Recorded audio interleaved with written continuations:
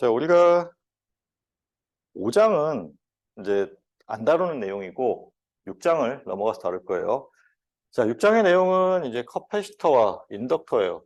자, 지금까지는 우리가 수동소자라고 하면은 저항만 다뤘어요. 근데 수동소자에 이제 두 가지가 더 포함돼요. 그 두 가지가 여기 있는 커패시터와 인덕터인데, 내가 이제 강의 거의 초반에 한번 얘기를 하긴 했었는데, 커패시터와 인덕터는 저항과 분리해서 우리가 사용하는 이유는 저항과 똑같이 수동소자이긴 하지만 기능적으로 약간 차이가 있어요. 커패시터와 인덕터는 에너지를 저장하는 기능이 있어요. 그러니까 능동소자라고 하는 거는 에너지를 만들어내는 기능이 있는 건데, 얘는 만들어내지는 않아요. 그렇기 때문에 능동소자는 아니야. 그런데 얘는 내부에 에너지를 저장할 수 있는 기능이 있어서, 그래서 우리가 이제 여기 1차 회로, 2차 회로를 다룰 때 이제 이런 얘기를 할 거예요. 강제응답 그리고 고유응답이라는 얘기를 해요.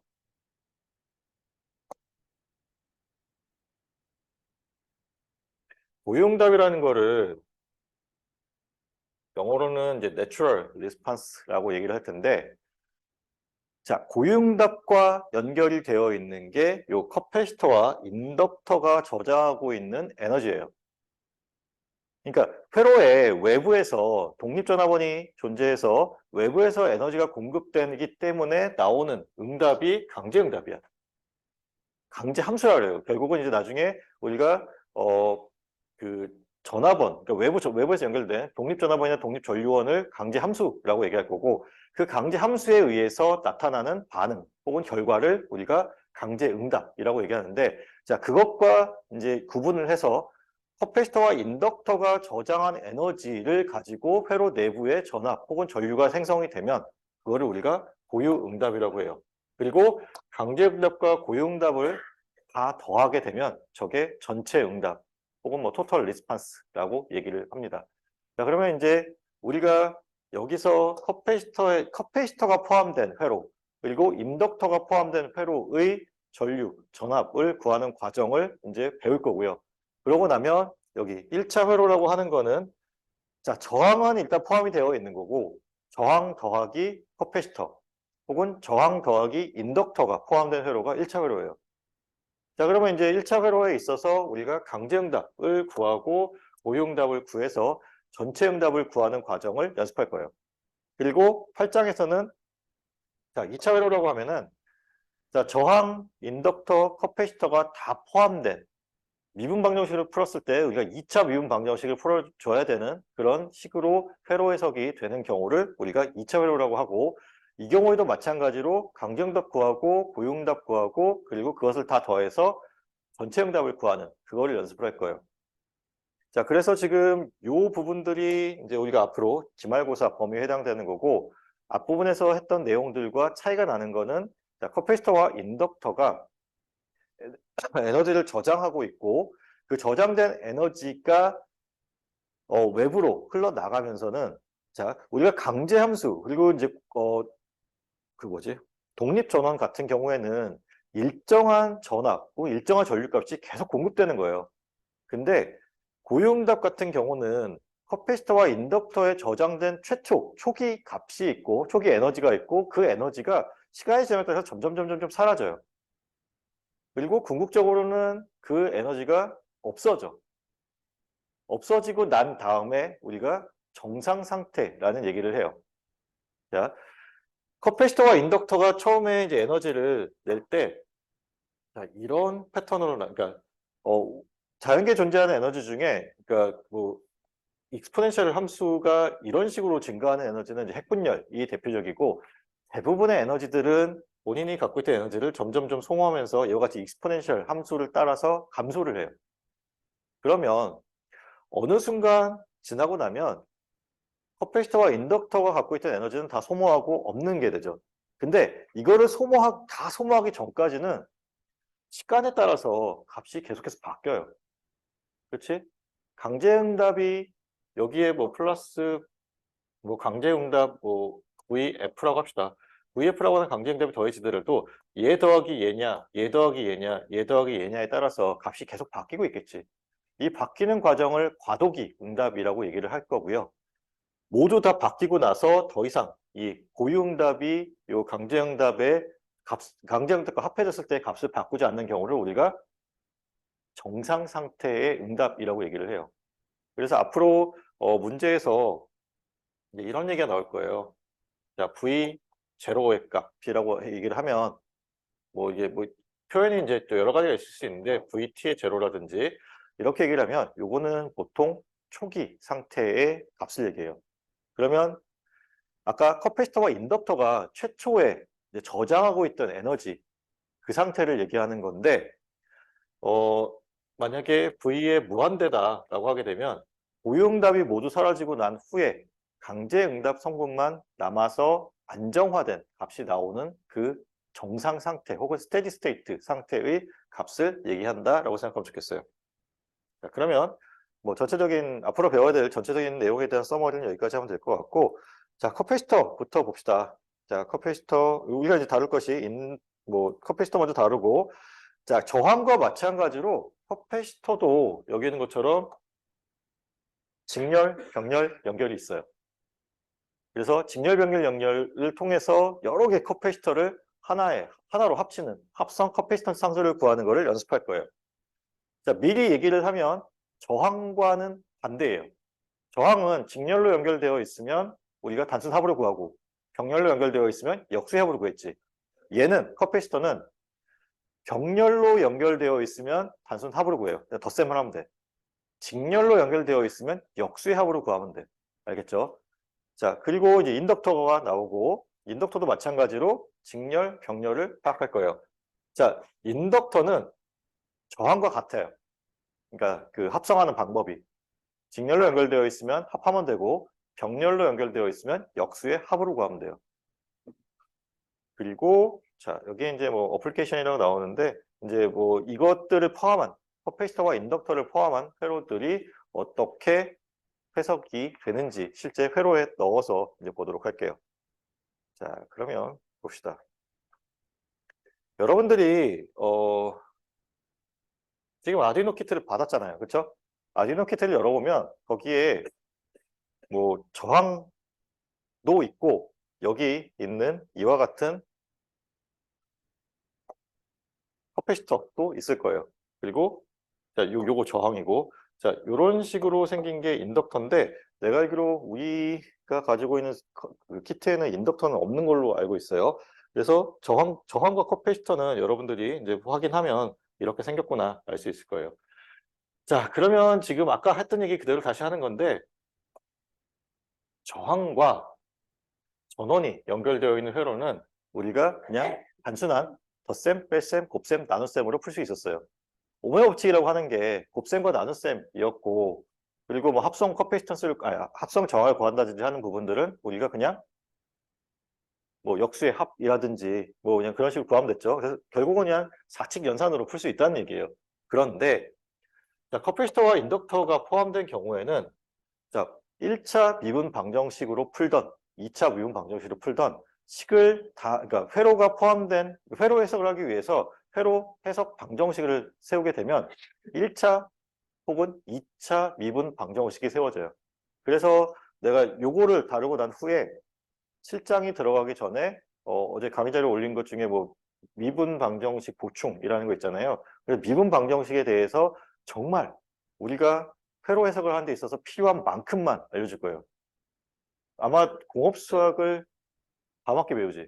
예, 그러니까 원래 예전에는 공업수학 1학기 있었고 그 선대가 2학기 있었는데 아무래도 요즘에 이렇게 선형대수학이 이제 뭐 인공지능이나 뭐 그런 쪽에 좀 더 많이 쓰이기 때문에 선대를 먼저 앞으로 뺐고 공업수학을 2학기를 넘겨서 2학기 때 이제 조금 더 배우면 될 것 같고요. 공업수학의 대부분의 내용이 뭐 푸레 트랜스폼이나 라플라스 트랜스폼도 있지만 대부분의 내용이 사실 미분 방정식을 푸는 것과 관련된 거고 거기에도 책에 보면은 결국 회로에 대한 얘기가 나와요. 회로를 놓고 이 회로에 대한 뭐 식을 쓰고 풀이하는 게 나오는데 최소한의 그러니까 문제를 풀 정도의 기계적으로 풀 수 있는 정도의 그 지식은 알려줄게요. 그러니까 뭐 미분을 못해서 뭐 적분을 못해서 뭐 회로를 못하는 그런 거는 걱정 안 해도 돼요. 자, 그러면 커패시터와 인덕터라고 하는 거는 아까 얘기했듯이 에너지를 생성하는 건 아니고 에너지를 저장하는 기능이 있어요. 그래서 외부에서 강제 회로, 그러니까 강제 응답, 미안해요.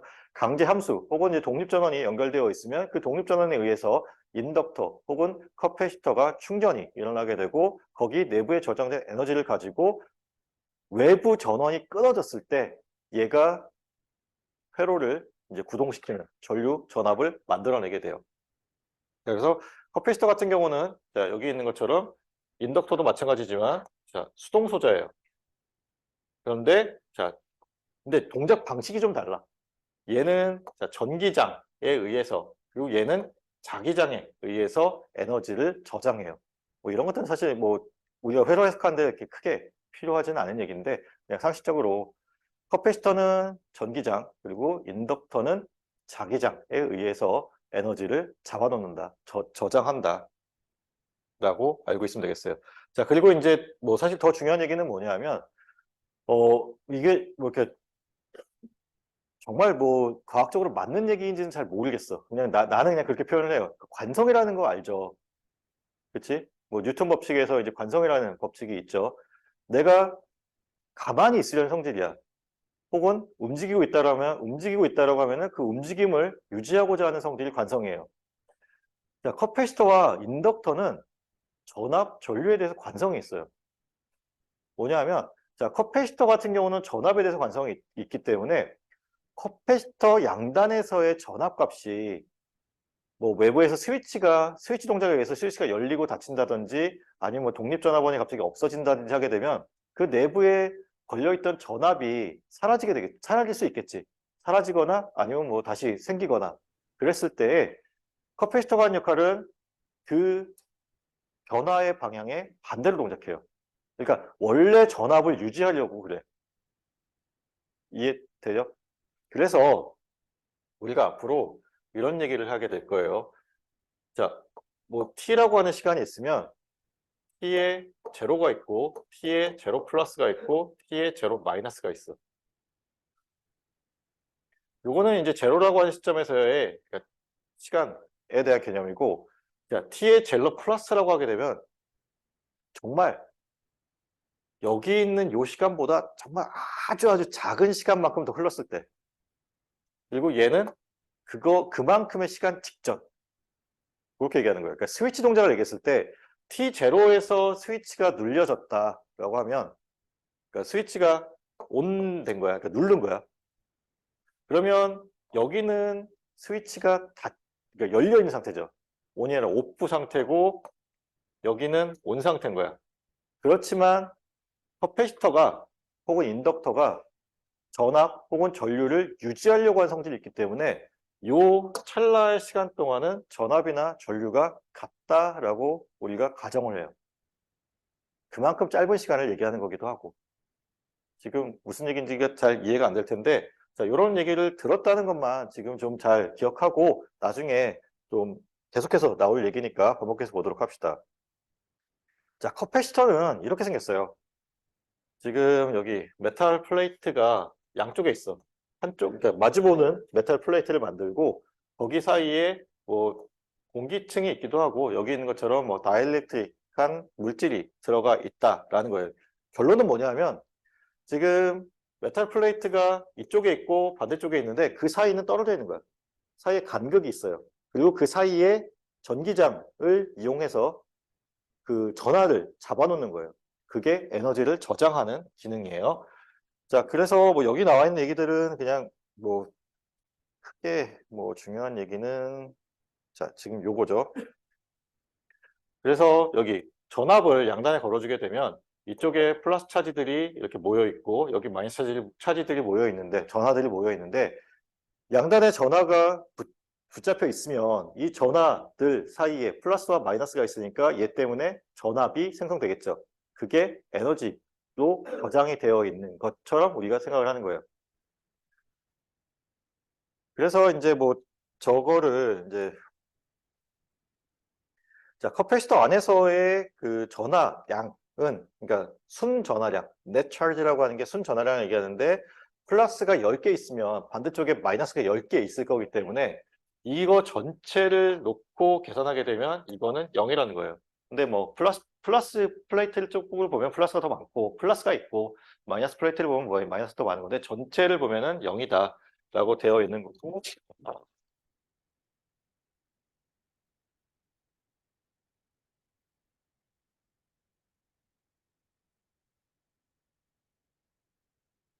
그리고 지금 보면은 자 저기 있는 내용처럼 1쿨롱이라고 하는 그 테스트 전하를 이렇게 그러니까 마이너스 쪽에서 플러스로 옮겨주기 위해서 드는 일의 양을 우리가 얘기하게 된다라는 거고, 자 지금 얘도 선형소자라는 거예요. 중요한 건 이거야. 선형소자라는 게 중요해요. 자 저항 그리고 커패시터, 인덕터 다 선형소자이기 때문에 우리가 이거 커패시터가 있는 회로도 인덕터가 있는 회로도 저항 있는 회로와 마찬가지로 중첩을 쓸 수 있어요.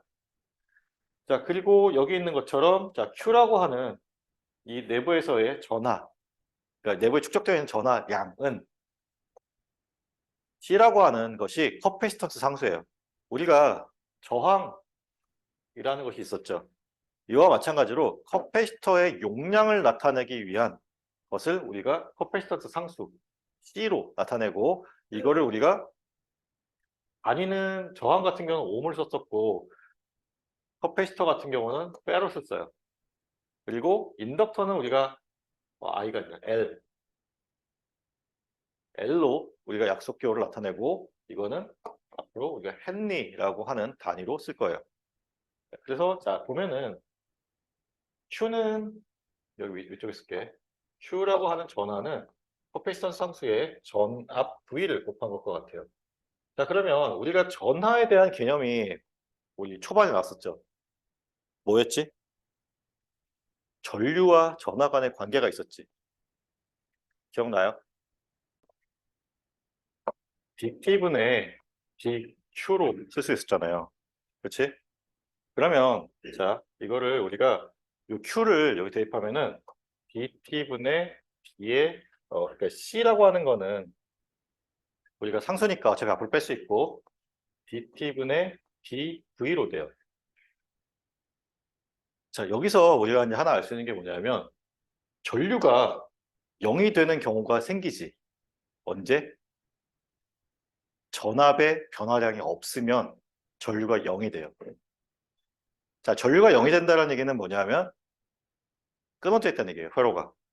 그래서 자 우리가 직류 정상 상태라는 거를 과거에 한번 했었어요. 얘기를 그냥 살짝 했었어. 그러니까 직류 정상 상태라고 하면 어떤 경우냐면 전압의 변화량 그리고 전류의 변화량이 없는 경우야.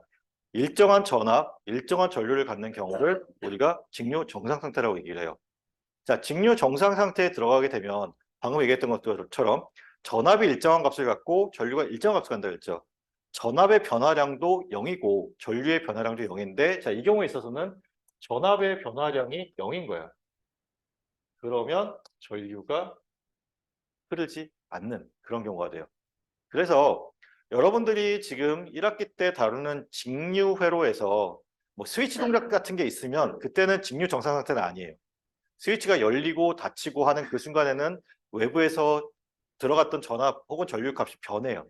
그 경우는 직류 정상 상태가 아니고 스위치가 열리고 나서 오랜 시간이 지난 후 아니면 스위치가 닫히고 나서 오랜 시간이 지난 후에는 회로가 안정되어 있다고 보고 그때는 직류 정상 상태라고 얘기를 해요.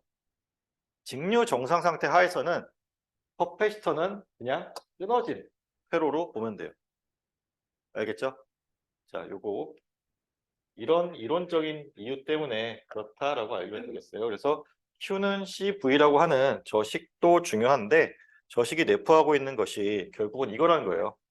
자, 전류 I를 구하기 위해서 우리가 dT분의 dQ라고 하는 미분을 하게 되는데 자, 요 값이 결국은 전류에 해당하는 거고 뭐 수정보 기준을 만족하지 않으면 뭐 이렇게 될 수 있다는 얘기는 됐고 자, 여기에요. 전압이 상수가 그러니까 변하지 않으면 그때는 전류값이 0이 된다. 그것은 우리가 자, 오픈서킷 개방 회로로 취급하면 된다. 커패시터를 개방 회로로 다루면 된다는 거예요. 자, 그러면 우리가 전류를 그러니까 전압과 전류 간의 관계를 지금 표현을 해봤더니 미분 관계로 표현이 됐어요.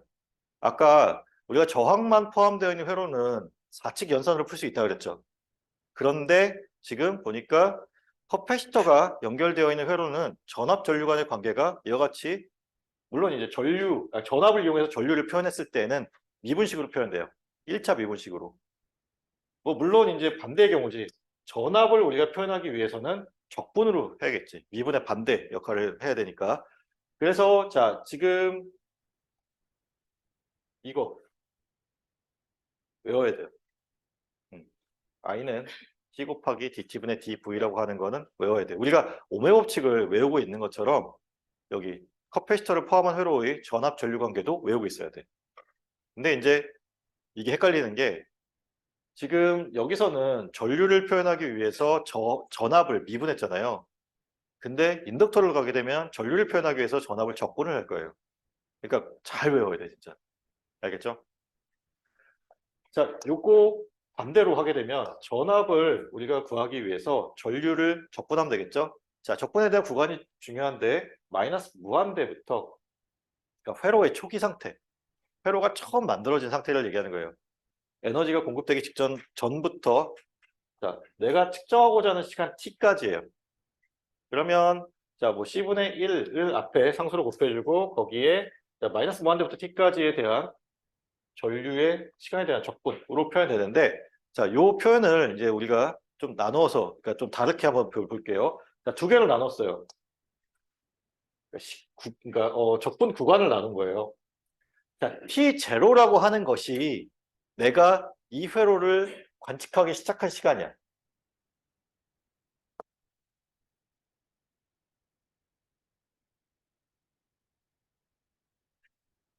그리고 이거를 우리가 초기 시간이라고 얘기를 할게요.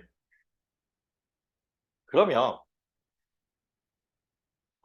마이너스 무한대부터 T0까지라고 하는 거는 이 회로가 처음 만들어진 상태로부터 내가 관측하기 시작한 그 시점까지 이 커패시터 안에 저장되어 있는, 혹은 커패시터가 지금 가지고 있는 에너지, 다시 말하면 전압값을 얘기하는 거예요. 이거를 우리가 앞으로 뭐라고 표현할 거냐면 초기값 혹은 초기 에너지라고 얘기를 할 거예요. 초기값 혹은 초기 에너지라고 하는 거는 문제에서 주어지는 경우도 있고 우리가 구해야 되는 경우도 있어요. 자, 문제에서 주어졌거나 우리가 구했다라고 하면, 자, 이 부분은 우리가 여기 있는 것처럼 초기 에너지 혹은 초기 값으로 바꿔 쓸 수 있다는 거예요. 그래서 원칙은 마이너스 무한대부터 t까지에 대한 적분을 하는 게 원칙인데, 초기 값이 주어진 경우나 내가 초기 에너지를 구할 수 있는 경우에는 이와 같이 초기 값을 이용해서 나머지 t0부터 t까지에 대한 적분만 해줘도 된다라는 거예요. 자, 여기는 요식 반드시 외우고 있어야 되고, 그리고 여기 이것도 같은 개념이라는 거 알고 외우고 있으면 좋겠어요. 외우고 있으면 좋겠는 게 아니라 못 외우면 문제를 못 풀어요. 반드시 외워야 돼요. 알겠죠? 나중에 뭐 쉬는 시간이 없었다니 불만 갖지 말고. 자, 그러면 이제 우리가 배운 내용을 가지고 예제를 좀 풀어봅시다. 자, 여기 보면은 전류 I를 구하라고 되어 있어요. 자, 일단 전류에 대한 공식이 떠올라야겠죠? 자, Q는 CV를 이용해서 시간에 대한 전하를 미분하면 우리가 전류의 값이 되니 IT라고 하는 것은 이와 같이 C 곱하기 DT분의 DV가 된다. 그러면 우리가 시간에 대한 변화량을 알면 되고, 그리고 커패시턴스 상수 1 마이크로패럿, 그리고 자, 여기 보면은 V라고 하는 게 여기 있는 것처럼 자, 6 코사인 ET로 주어졌어요. 일단 직류 전원이 연결되어 있으면 미분에서 무조건 0이잖아요. 그렇기 때문에 얘가 어떤 의미 있는 전류값을 가지려면 이와 같이 교류 형태의 답이 나와야 돼요. 아니, 그 전압이 주어져야 돼. 그래서 뭐 여기서 하라는 거는 딱 이거죠. 자, 요거를 시간에 대해서 한번 미분하고 거기에 커패시턴스 상수 1 마이크로패럿을 곱하면 되는 거예요. 그래서 코사인에 대한 시간 미분이 지금 여기 있는 것처럼 마이너스 사인에 여기 안에 있는 거 앞으로 곱해져서 마이너스 12 사인 2t가 나오고, 거기에 1 마이크로패럿이라고 하는 게 10의 마이너스 6승이니까 여기 있는 것처럼 10의 마이너스 6승 곱해서 계산을 하게 되면 자, 이와 같은 답이 나오더라라는 거예요. 요거 이해되죠? 자, 그러면 이제 그 다음으로 여기 보면은 자, 전압에 대한 식이, 그러니까 전압에 대한 그 값이 식이 아니라 그래프로 주어졌어요. 0부터 a분의 1이라고 하는 시간까지는 이와 같이 리니어하게 증가하는 형태로 주어졌고 a분의 1이라고 하는 시간 이후에는 이와 같이 일정한 값을 가져요. 그러면 지금 여기서 구하라고 하는 거는 이제 전류를 구하라고 되어 있고 커페이스턴스 상수가 1페럿이고 이거를 우리가 시간에 대해서 미분 결국은 얘를 시간에 대해서 미분하면 된다는 거죠. 그래서 보면은 여기 그러니까 구간을 3개로 나눴어요. 자, 그래프 전체를 표현하기 위해서 0보다 작은 구간은 0이다. 그리고 0에서 a분의 1이라고 하는 시간 사이에서는 자, 기울기가 a인 직선으로 표현을 했고요. 그리고 자, 여기 있는 것처럼 a분의 1이라고 하는 시간 이후에는 1이라고 하는 상수의 값을 갖는다라고 되었어요.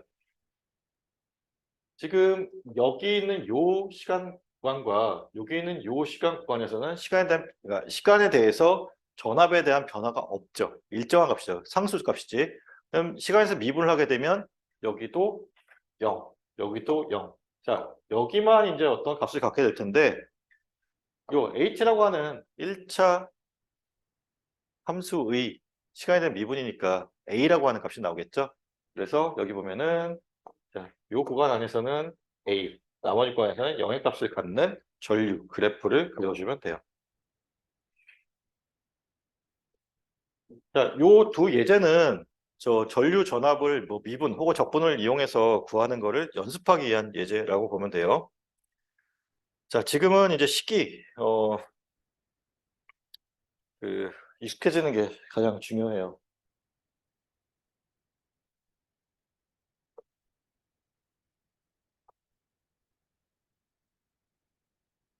지금 이제 방금 풀었던 거를 보고 이제 얘기를 하는 건데, 자, 중요한 거.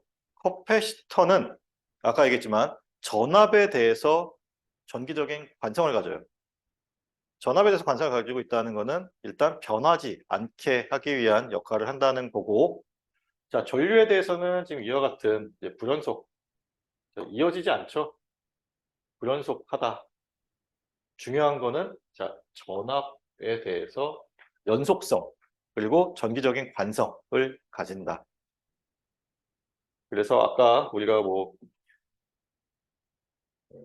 V에 T0의 플러스, V에 T0의 마이너스라는 이런 뭐 정말 T0라고 하는 시간을 기준으로 정말 짧은 시간이 지났고 짧은 시간 이전의 값을 비교했을 때 이 두 개의 값이 같다라고 얘기할 수 있는 이유가 여기 있는 것처럼 자, 전압 자체가 전기적인 관성도 있지만 전압에 대해서 전기적인 관성도 있지만 연속되기 때문에 그렇다라는 거예요.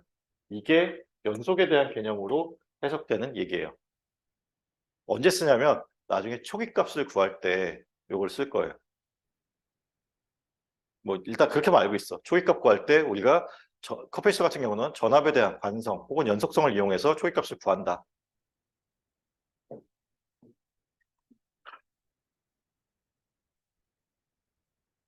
자, 그러면 이제 여기 봅시다. 뭐 여러분들 갖고 있는 교재에 나와 있는 문제인데요. 200 마이크로페럿짜리 커패시터가 있고 전압이 이와 같이 변화하는 그래프가 그려져 있어요. 자, 지금 그러니까 시간을 나누면 그러니까 0 이전의 시간에 대해서는 지금 그려져 있지 않기 때문에 우리가 알 수 없고 0부터 1이라고 하는 시간 사이에서는 이와 같은 그러니까 기울기 50짜리 그래프가 그려지고 그리고 여기 1부터 3까지에 대한 시간에서는 기울기가 마이너스 50을 가지는 근데 이제 그러니까 직선식을 표현하면 이와 같은 식으로 표현되고요. 자, 그리고 다시 여기 3부터 4까지의 구간에서는 50이라고 하는 기울기를 가지는 직선으로 표현돼요. 자, 얘를 가지고 우리가 전류를 구하기 위해서 자, I는 C 곱하기 DT분의 DV라고 하는 이 공식을 이용해서 풀 수 있고 각각 우리가 미분을 하게 되면 자, 뭐 여기 앞에 있는 상수들은 필요가 없잖아요. 그렇죠? 미분하면서 다 0이 되니까 중요한 거는 50이라고 하는 미분값 마이너스 50 그리고 여기서는 플러스 50이라고 하는 미분값에 여기 200 마이크로페럿이라고 하는 요 값을 곱해서 계산을 하면 돼요. 그래서 계산을 하게 되면 여기 있는 것처럼 자 10mA, 마이너스 10mA 그리고 플러스 10mA가 각각 구해진다라는 거예요.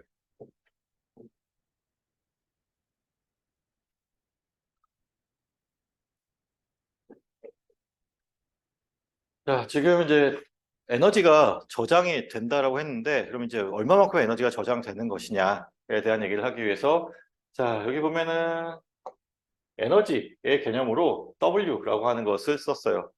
자, 그리고 저 에너지라고 하는 거는 전력, 그러니까 파워의 시간에 대한 적분이 에너지였잖아요.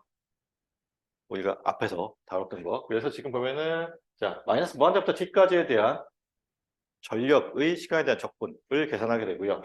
자, P 타워라고 하는 게 V 곱하기 I에 해당되는 거니까 전압과 전류로 나눠 썼어요. 그리고 전류를 우리가 C 곱하기 DT분의 DV라고 하는 공식을 이용해서 바꿔줬어요.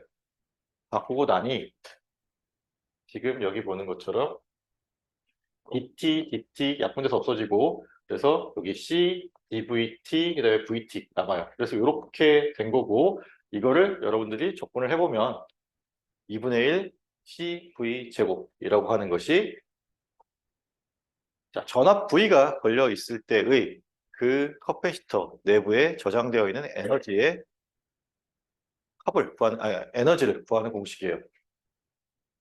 자, 그래서 여기 있는 것처럼 예제를 하나 보면은 1페럿짜리 커패시터가 있고 거기에 10V 전압이 걸려 있을 때 내부에 저장되어 있는 에너지를 구해라 라고 하면은 자, WC는 2분의 1 곱하기 자, C 곱하기 V의 제곱을 해서 50이라는 답이 나오고 단위는 줄로 써주면 돼요. 에너지의 단위이기 때문에.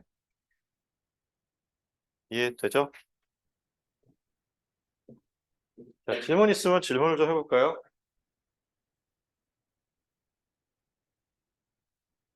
질문.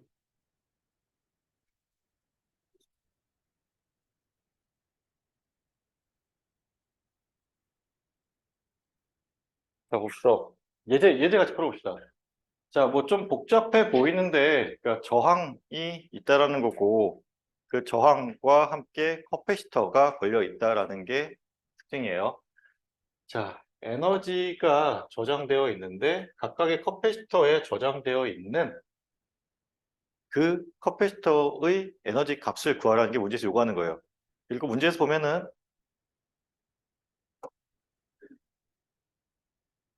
직류 상태다라는 얘기를 하고 있는데, 자, 아까 얘기했던 것처럼 여기 지금 스위치 없죠. 그렇지? 스위치가 없기 때문에 이 내부에서 6mA의 전류가 지금 전류 원으로 동작하는, 그러니까 에너지 원으로 동작하고 있는 거고, 저 전류의 값이 바뀌지 않을 거기 때문에 스위치가 있으면 바뀔 수 있겠지. 어느 부분에서 이제 끊어지면 그것 때문에 다른 부분에서의 전압과 전류까지 바뀔 수 있어요. 근데 이 경우는 계속해서 6mA가 그러니까 공급되고 있기 때문에 전류의 값이 바뀌지 않아요. 그러면 얘를 우리가 직류 컨디션이라고 얘기하긴 했는데 아까 내가 했던 얘기 중에 이런 경우를 우리가 직류 정상 상태로 보고 해석을 해야 돼요. 직류 정상 상태라고 하는 거는 이 내부에 어떤 점을 잡아도 물론 이 값은 다를 수 있어. 여기서의 전압값과 여기서의 전압값이 다르겠죠. 그렇지만 그 값이 변하지 않는 거야, 시간에 대해서. 변하지 않는다라고 하면 우리가 아까 커패시터는 어떻게 취급한다? 끊어졌다라고 본다. 개방회로로 취급한다 그랬어요. 자, 복잡해 보이지만 실제로 복잡하지 않은 게 커패시터 부분이 끊어져 있어요. 직류 정상 상태이기 때문에. 자, 전압값이 바뀌지 않으면 전류 I를 구하기 위한 C 곱하기 DT분의 DV에서 DV라고 하는 게 0이기 때문에 전류값이 0이 되고 그거를 우리가 개방회로, 끊어진 회로를 보는 거예요. 그러면 자, 여기가 끊어져 있는 거고 여기가 끊어져 있는 거지. 그러면 여기 아래쪽에 있는 것처럼 지금 6mA 전류가 들어가서 자, 3km로 가고 2km로 가고 자, 여기 끊어져 있는 거고 이렇게 들어간다고 보면 돼요.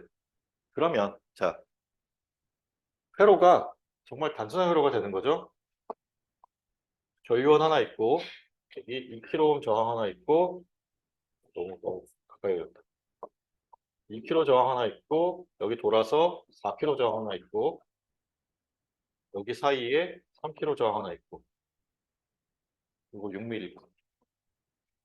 자, 다 끊어내고 나면은 딱 이거 남아요. 그러면 자, 6mm 전류가 여기까지 와서 이렇게 나누어져서 들어가겠죠? 자, 여기는 얘랑 얘를 합하면 6kΩ 저항이 있는 거고 여기는 3kΩ 저항이 있는 거니까 몇 대 몇으로 나눠져? 이쪽으로 2, 이쪽으로 1또 나눠질 거예요. 그러면 자, 여기 흐르는 전류가 2mA가 될 거고 여기 흐르는 전류가 4mA가 되겠죠. 이해돼요? 자, 그러면 우리가 이제 구해야 될 거 다 구했지. 뭐만 구하면 돼, 이제? 에너지를 구하라고 했으니까. 자, 커패시턴스 상수는 여기 주어져 있는 거고, 여기 양단에, 커패시터의 양단에 걸려있는 전압값만 구하면 되겠죠? 자, 커패시터 양단에서의 전압값은 결국 여기 2mF 같은 경우는 여기 있는 요 2kΩ의 양단에 걸려있는 전압과 같겠죠? 그치? 그러면 일단 구해보면은, 아까 2mA가 흘렀으니까 요 양단에 걸려있는 전압이 4V가 되겠네요. 그래서 지금 여기 W1을 구하게 되면 자, 2분의 1 곱하기 C1 곱하기 V1의 제곱인데 자, V1에 해당되는 게 4가 들어가서 4의 제곱이 됐고 지금 2 곱하기 10-3승이라는 게 2mF라고 하는 커패시턴스 상수이고 이거를 계산하게 되면 16mJ 나와요. 자, 요거는 일단 쉬운데 그럼 얘를 봅시다. 지금 여기 요 4마이크로패럿이라고 하는 요것의 양단에 걸려있는 그러니까 요 전압값을 구해야 되는데 어떻게 구해야 되느냐? 여기 있는 요 4kΩ 저항과 전압이 같은 전압이 걸리겠죠. 황도현 이해돼? 이해돼? 수진이 이해돼요? 공수진. 자, 그러니까 혹시 헷갈리는 사람들은 여기는 이 5kΩ 때문에 헷갈릴 수 있는데 5kΩ 저항은 지금 전류가 저쪽을 전류가 흐르지 않기 때문에 무시돼요. 없는 걸로 치면 돼. 없는 걸로 치면 되면 얘는 없다고 치고 여기 사이에 걸려있는 전압이 결국은 여기 아래쪽 노드와 이 위쪽 노드 사이의 전압과 같고 그 아래쪽 노드와 위쪽 노드 사이의 전압은 여기 있는 4kΩ에 걸려있는 전압과 같은 거겠죠. 그러면 자, 아까 여기서 2mA였지 전류가. 왜 2mA 전류가 이렇게 흐르고 있으니까 여기서의 전압값이 8V가 되겠죠. 그래서 마찬가지인데 여기 카패시턴스 상수가 4mF 들어가고 8의 제곱을 넣어서 128mJ이라는 값이 나와요. 질문 있어요? 네, 지훈이. 응? 어느 부분? 그러니까 전체적으로 다시? 오케이. 자, 우리가 그 앞에서 왜? 또 뭐 C인지 빅스비가 대답했어?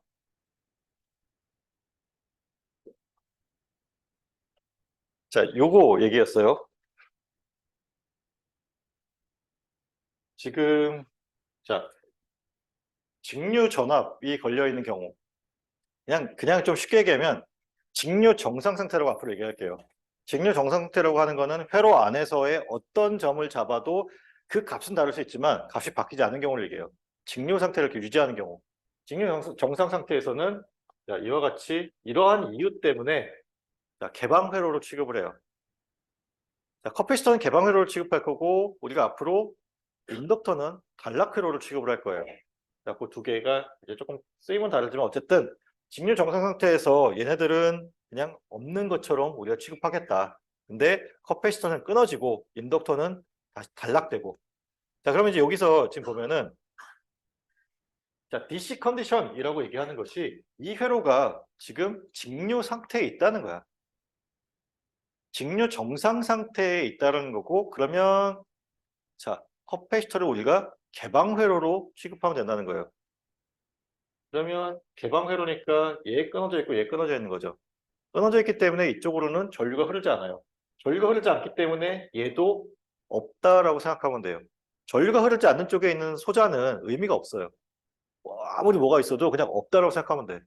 그러면 보면은 자, 회로가 어떻게 되냐면 6mA의 전류가 들어가서 자, 이쪽으로 전류가 흐르고 이렇게 흐르는 전류가 있고 여기서 다시 만나서 합쳐지는 전류가 나오겠죠. 그러면 이거는 지금 병렬 연결이지. 그치? 여기 있는 요 3kΩ 여기 마주보는 노드가 있고 이 노드를 갈 수 있는 길이 이렇게 가는 길 하나 이렇게 가는 길 하나 두 개의 길이기 때문에 3kΩ와 여기 4, 2를 더한 6kΩ이 서로 병렬로 연결되어 있어요. 자, 전류 분배 법칙이라고 하는 것이 전류가 저항의 역수에 비례해서 나눠져 들어간다는 게 전류 분배 법칙이죠. 그러면 한쪽은 3kΩ, 한쪽은 6kΩ니까 여기 이만큼의 전류가 흐르게 될 거고 여기 1만큼의 전류가 흐르게 될 거야. 그럼 6mA가 2대 1의 비로 나눠진다고 하면 이쪽으로 4mA가 흐를 거고 이쪽으로 2mA가 흐르겠죠. 지훈이 이해돼요? 자, 그러면 우리가 구해야 되는 게 뭐냐면 에너지예요. 각각의 커패시터에 저장되어 있는 에너지야. 그러면 커패시터 상수는 주어져 있으니까 우리가 일단 공식이 2분의 1 CV 제곱이니 커패시터 상수는 주어져 있고 구해야 될 게 뭐예요? 커패시터의 양단에 걸려있는 전압값을 구해야 돼요. 커패시터의 양단에 걸려있는 전압값을 구해야 되는데 뭐 지금 보면은 여기 양단에 걸려있는 전압이 얘와 얘가 병렬로 연결되어 있으니까 이 2kΩ 저항의 양단에 걸려있는 전압과 같겠죠. 같아야겠지. 그리고 2mA의 전류가 2kΩ에 흐르고 있으니 여기서 걸려있는 전압은 4V가 될 거예요. 여기 4V 전압이 2mF 커패시터에 걸려 있어요. 그러면 우리가 2분의 CV 제곱에 C값 대신에 2mA, 그다음에 V값 대신에 4의 제곱을 넣어주게 되면 16mJ이 나와요. 자, 그러면 이제 여기를 봅시다. 여기에 양단에 걸려 있는 전압을 구해야 돼요. 근데 직류 정상 상태이기 때문에 지금 여기 있는 이 소자는 여전히 전압 상승이나 전압 강화를 일으키지 않아요. 전류가 흐르지 않아. 그렇기 때문에 저거는 계속 없는 걸 치는 거야. 그러면 여기 커패시터 양단에 걸려있는 전압이 결국은 위쪽 아래쪽 노드를 봤을 때 이 양단에 걸려있는 전압과 같은 거고 그거는 결국 여기 4kΩ의 양단에 걸려있는 전압과 같은 거죠. 자, 4kΩ의 전압이 얼마 걸려있냐면 여기에 2mA로 곱해주게 되면 8V만큼 걸려있어요. 그러면 자, 4mF에 8의 제곱을 곱하게 되면 128mJ이라고 계산 결과가 나올 거예요. 지훈이 이해됐어요?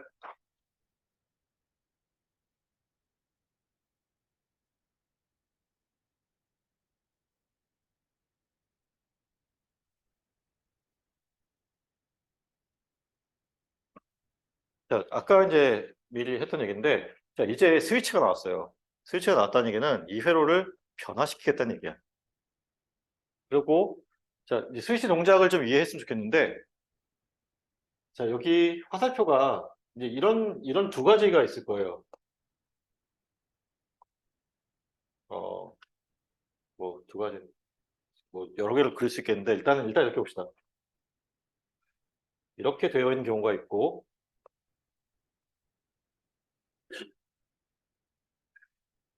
그리고 여기에 뭐 t = 0 이라고 합시다. 그러면 이건 무슨 얘기냐면은 이 스위치, 그러니까 1번 스위치 얘기할게. 1번 스위치는 일단 t가 0보다 작은 시간에서는 그러니까 t = 0 이전의 시간에서는 스위치가 닫혀 있었어요. 스위치가 이렇게 닫혀 있다가 t가 0이 되는 순간 스위치가 열렸어. 지금 이게 열겠다는 거예요. 그러면 t가 0보다 큰 구간에서는 이 스위치는 계속 열려 있는 상태로 보면 돼요. 요 스위치 동작 이해 좀 해봐요.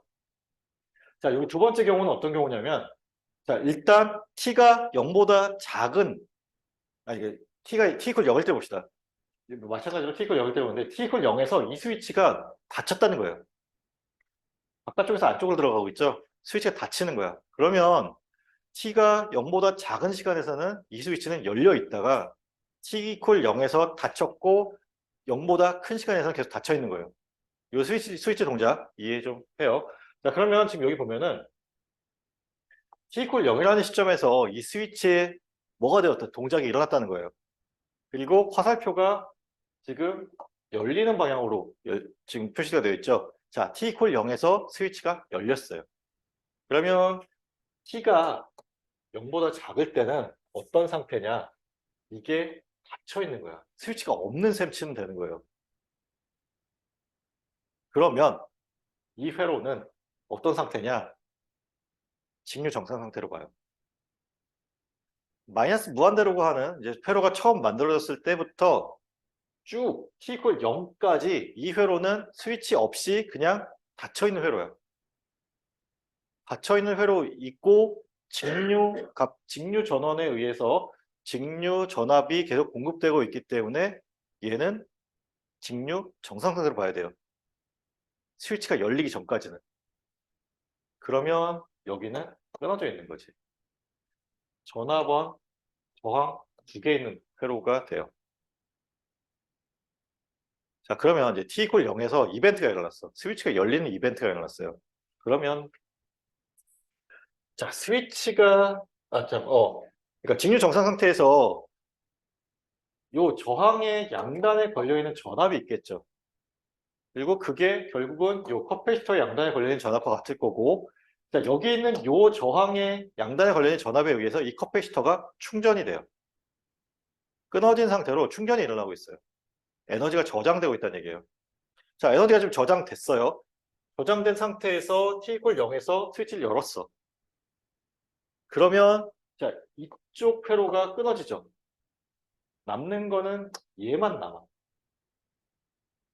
그리고 VC라고 하는 전압이 이 커패시터에 충전이 되어 있기 때문에 그 저장된 에너지를 이용해서 이 회로에 전류가 흐르고 여기에서 전압이 측정돼요. 근데 문제는 외부 전압이 연결되어 있을 때랑 다르게 점점 감소하는, 지수 함수적으로 감소하는 패턴을 그려요. 이해돼요? 자, 그러면 이제 여기서 중요한 건 뭐냐면, 자, 일단 스위치 동작 이해하고, 그랬을 때에 뭐 직류 정상 상태의 상태가 있고, 그 다음에 변화하는 상태가 있지. 자, 그러면 여기서 얘기하는 건 이걸 얘기하고 싶은 거야. 제로 마이너스와 제로 플러스가 있어요. 자, 제로라는 시간에 지금 회로가 열렸어요. 근데 요 VC라고 하는 커패시터의 저장되는 전압의 관점에서는 자, VC의 제로 마이너스라는 값이 있겠지. 자, VC의 제로 마이너스라는 값은 어떤 때의 값이냐면 스위치가 닫혀 있을 때의 값이야. 자, 제로라는 시간에 0이라는 시간에 스위치가 열린다라는 거는 0 이전의 시간은 뭐 조금 전이든 많이 전이든 어쨌든 회로는 그냥 닫혀 있는 거죠. 닫혀 있는 상태에서의 전압값을 우리가 VC의 제로 마이너스로 봐요. 그러니까 스위치가 열리기 직전의 시간을 V 제로 마이너스로 봐. 그러면 이제 또 제로 플러스라고 하는 거는 시간이 조금 흘렀던 많이 흘렀던 일단 0보다는 더 시간이 흘렀기 때문에 스위치가 열린 상태예요. 그렇지만 어쨌든 시간이 많이 흐르진 않아서 둘 다. 조금 전이고 조금 후예요. 커패시터는 앞에서 우리가 다뤘던 것처럼 전압에 대해서 연속성 혹은 전압에 대한 관성의 성질이 있기 때문에 자, 외부에 변화가 있어요. 지금 커패시터가 포함된 이 회로가 스위치가 뭐 열렸다 닫혔다 하는 외부의 변화가 있을 경우에 그 변화를 방해하는 방향.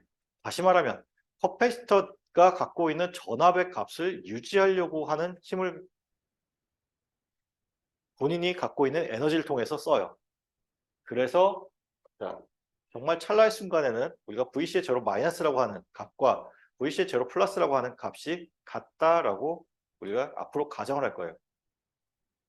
커패시터는 전압에 대해서 이와 같은 관성이 있다고 치면 인덕터는 전류에 대해서 관성이 있다고 쳐서 이와 같이 제로 마이너스 상태에서의 전류값과 제로 플러스 상태에서의 전류값이 같다라고 놓고 우리가 앞으로 풀 거예요. 자, 오늘은 여기까지 하려고 하는데 질문 있으면 질문합시다.